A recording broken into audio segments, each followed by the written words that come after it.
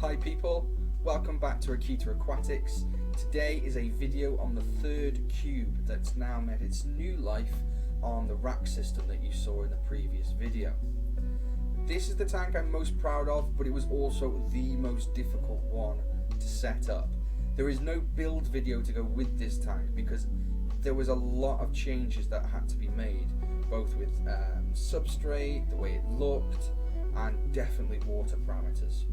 So as you can see from the video footage, it's a black water setup, and I'm using tannins to create that dark look in the tank.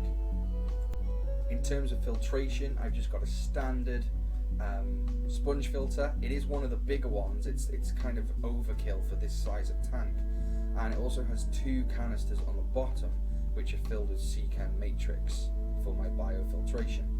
It's got a 50 watt heater in there because I like to keep this tank pretty toasty, as close as I can to 28 degrees at all times.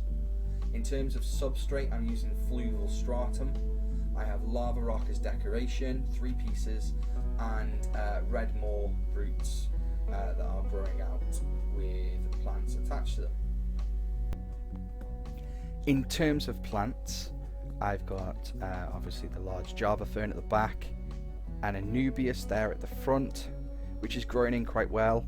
Since using CO2 injection, I've now got 3 new leaves that have sprouted this week, which is really good to see all 3 of those growing at once as well.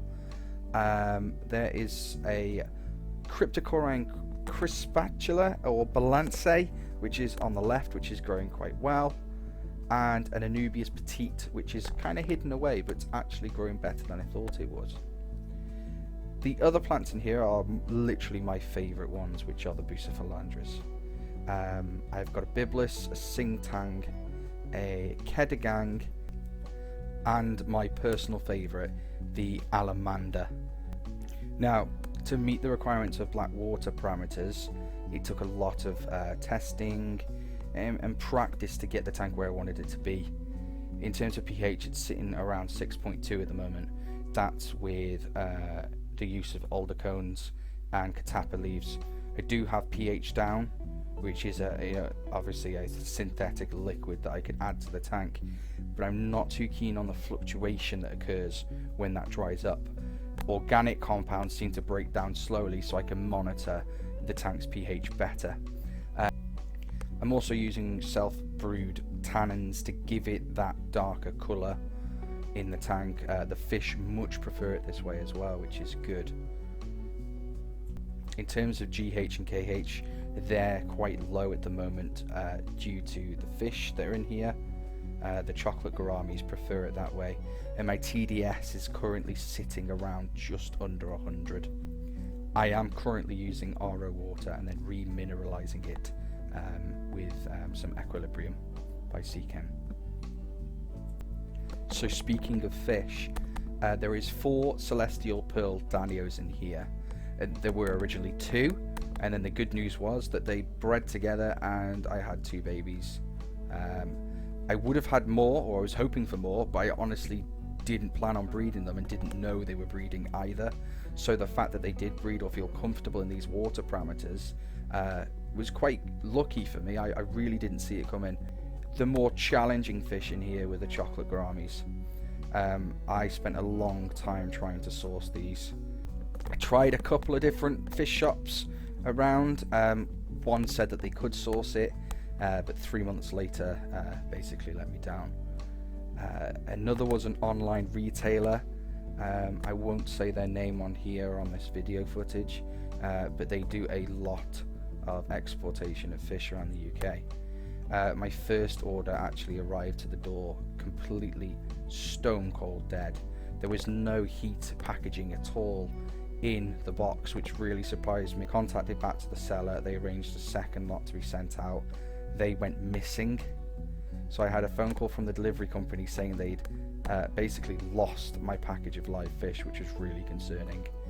And then third time around, the seller said that they posted them, but when I got in contact with the delivery people, it turns out that they didn't. They completely lied. So I got my money returned to me through eBay, and that's a lesson learned, not to use that company again. The second company I approached is a company that I use to source my shrimp. They sent them to me. They were really small, these ones, compared to the original ones, and quite weak. But to have them and to know that they were alive as well on arrival was good. Sadly, out of the ones I bought, not many of them made it. They were very, very weak on arrival, and I tried my best to quarantine them, keep water parameters good, but a lot of them were refusing to feed.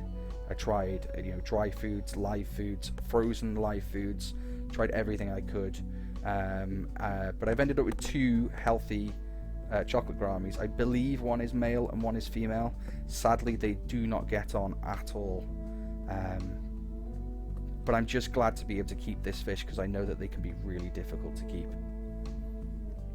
So final thoughts on this tank really is out to you, the viewers. If you've got any tips on what you do to keep a black water aquarium sort of properly maintained, or to keep parameters the way you want, or even successful tips with chocolate gouramis, because that's a new challenge for me, then I'd love to hear about it in the comments below. Again, if you can like and subscribe, it really helps the channel out, and I'll see you in the next one. Cut.